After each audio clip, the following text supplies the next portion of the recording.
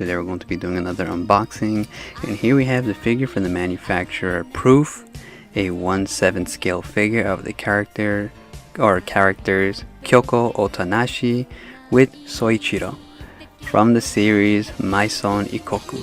So before we get into the figure, just in case you didn't know, Maison Ikkoku or Maison Ikkoku is a manga series originally published Shogakukan's Big Comic Spirits in the 1980s by the mangaka Takahashi Rumiko, who's also worked on other series such as Inuyasha, Ranma Ham, and Urusei Yatsura, and others, which Maison Ikkoku also has an anime series which originally aired in 1986 by Studios Dean, consisting of 96 episodes, which also has a movie adaptation, Maison Ikkoku Kanketsuhen, which also consists of a special and an OVA. So as you can see here in the background, this is Kyōko Otonashi's with Sōichirō's box, manufactured by Proof, rotating in 360. So without holding you guys back, let's just take her and Sōichirō out the box and see how they look.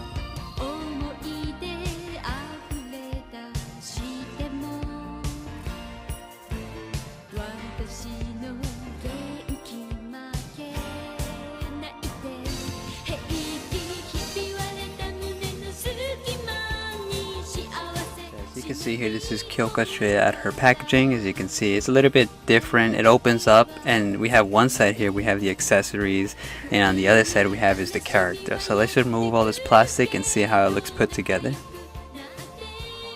So just like every figure, as you can see here, it does have an assembly instructions guide, which this did come in a plastic sheet, which you do remove, but since this is only one-sided, there's not really a need to take it out. So as you can see, here is a closer shot of the assembly instructions guide, which it is all in Japanese, but it's not really too hard to follow if you don't speak Japanese or read Japanese. Just do be careful to, avoid any like scraping or scratches of the paint when assembling it together, but it should be fine. But other than that, you can pause the video and have a closer look on it. So here we have is the base, but before we actually look into it, here we have is the bottom of the base. As you can see, it does have the mangaka's name and other information on the figure. But yeah, it's just plain gray, but I did actually want to look at the top of the base. As you can see here, they did a lot of great details on this, which you can see they gave it more of a rugged, rigid, bumpy edge finish to each of the base and the slab here. And they made it feel, and the paint they did on it looks really amazing. It looks great. It makes it feel like you're walking in front of the little apartment complex. So as you can see here, we have his 3 pegs where you actually place Kyōko on. But other than that, the base actually looks really amazing. And here we have is the slab, which is half of the front of the apartment complex, which looks really great. I do love the attention to details with the sign there, with a little bit of lines because it's wood. And yeah, it looks actually really great. And here we have a close shot of the sign. If you actually look closely, you can see lines to represent wood, or maybe that's just the plastic. But it looks really great. And the finish they did on this looks amazing. So let's just move on to the next part. So here we have is Kyōko, starting from her sandals here. You can see here, they did a really great job on this. You can kind of tell it's simplistic, not too complex, so the paint is not as detailed. And here's the 3 peg holes, or which the holes where you place the peg in. You can kind of see there's a little bit of, I guess, glue on it, so it doesn't really bother because you're not really going to be seeing that side. And just like her skirt here, or like the sock areas, they did great detail work on the skirt, like it's blowing in the air a little, and a lot of creases, great, makes it a little bit more detail to it. And here at the bottom, there's nothing really actually lewd about this figure, so there is no like panty shots or nothing. You can see her legs are just stuck onto the bottom of or her feet are stuck in the bottom of her skirt, which is really great. Here we have is the bottom, or the back side here, and again, just like her skirt, her apron here looks really amazing. The amount of fabric, like creases on it, looks really great. I do like that. Here we have is the knot from her apron, which could have been painting a little bit better. I don't know if you can kind of tell, like you kind of see like paint still like stuck together here at the bottom or the back side, but not really too much because it's not really like too much of a bother. See, here we have her sweater top half here, which great crease lines, looks really amazing, a lot of details on it, looks really great. Here's the side view, and here's her apron with Pyo Pyo, which is pretty cute. And here's a closer shot of her hands here, which are more of an open palm because she does hold onto her little bamboo broom. And yeah, it looks really great. You can kind of see a lot of details on the fingers here. Had a little bit of nails painted on, of a light like pinkish tone, which looks really great. Again, the side here of her sweater looks really great, and her face here, great job on the face. It does look a little bit off in some angles of the figure, but it still looks really great. The paint job is amazing, I really do love it. And you can see the detail on her hair here with all these lines around it, looks really great. And I do like the way it really captures the mangaka's like style into figure. The back side here is a little bit like super circular, which really looks really great. And you can see there's a line going through her head, which I wonder if it could have been avoided, but I'm not really sculpting this, so I don't know really like how or why they chose that. But usually a lot of figures tend to have that, but it's not really much of a bother. But it's pure flat finish on the top area, so the only lines you get are on the sides of her hair. But nonetheless, it's a great figure. I really do like the way this came out. It looks really great. So let's just add it to the base and see how they look together.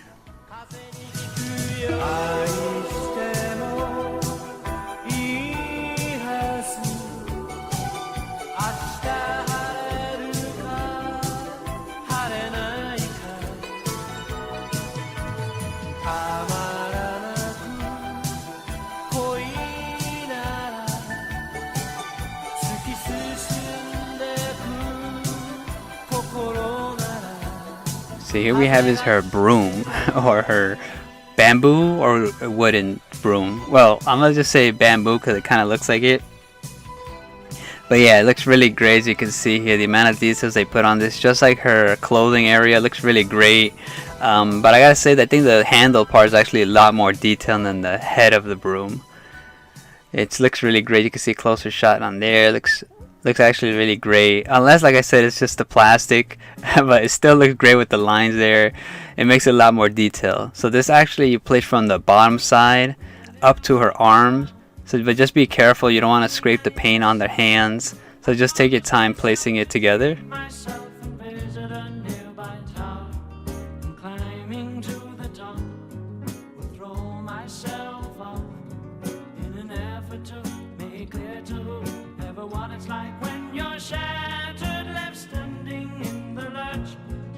So here we have is Sōichiro's doghouse. As you can see, just like I said with the other wooden parts of this figure, they did add lines to it to seem like wood, which I do like. It gives it a lot more details than just being a flat painted figure. But like I said, I don't know if this is just from the paint or the actual sculpt they did, so they were not able to flatten out the lines.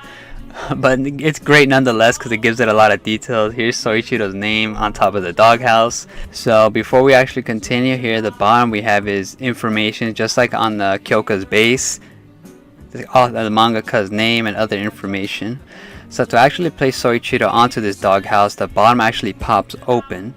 So you don't actually shove Sōichirō in, you actually pop it out, place him on top, and put the doghouse on top. And yeah, I think that was a better design choice rather than just shoving him in there to avoid like any paint scratches or nothing. A great figure, a great little sculpt nonetheless. So here we have is Sōichirō, which is the old dog that Kyōko does have, which I don't know if it's spoilers much, but it's actually named after someone. But yeah, it's a great sculpt. It looks, I mean, it kind of looks a little bit scuffed up in some parts of the figure, but it looks really great nonetheless. You kind of see he does have he's not pure white, he's a little bit grayish. Kind of gives you more of an agey feel for the dog because he is old. But it's a little great figure to have. You know, you can see here he's a really nice sculpt. I can't really say anything too bad about it because I don't really get a lot of sculpted dog figures, but it looks great. I do like the bottom here. You can kind of see little paws, and he is flat from the bottom, so he does face flat on the floor or in the doghouse.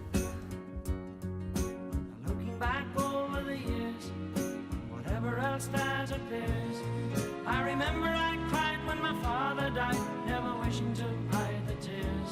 And at 65 years old, my mother, God rest her soul, couldn't understand why the only man she had ever loved had been taken, leaving her to start with a heart so badly broken. Despite encouragement from me, no words were ever spoken.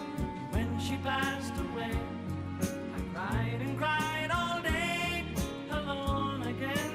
so you can actually place Sōichirō on the side here, and this because there's a big empty space where you can actually place the doghouse and Sōichirō. So it kind of gives them more of a diorama type feel. But anyways, guys, that's going to be the end of this one. So that was Kyōko Otonashi's with Sōichirō's 1/7 scale figure by Proof. And all in all, I gotta say, such a great figure, and I really love everything about this.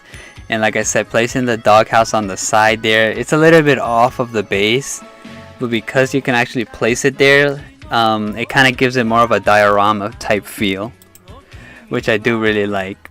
So if you have not actually seen Maison Ikkoku, it's a great series. There's a lot of things that I can't say bad about it, but I'm not gonna say it here.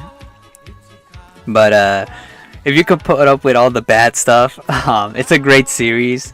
I really did enjoy it, and I do love this series. Such as the other mangaka's work, I really do love this equally like everything else. And it's such a great figure. So hopefully, since there has been a Rama half and a Urusei Yatsura modernization, hopefully they make another one or a modernization of Maison Ikkoku, which would really be great. But anyways, guys, that's going to be end of this one. So this was Proof's 1/7 scale figure of the characters.